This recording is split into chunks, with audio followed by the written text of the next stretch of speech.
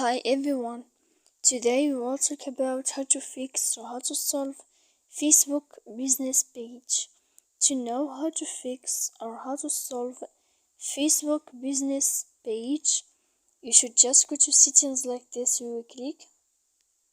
After that, in this page, you will go to apps, default apps, app settings.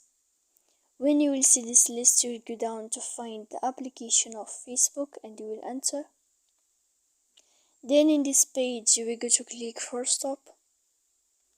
When you will end this, you will enter to storage. After that you will click clear cache. Then you will go to click clear data. And when you will end all this stuff here, as you see, you can turn off your phone. So please don't forget to support us by like and subscribe. See you next time in another video.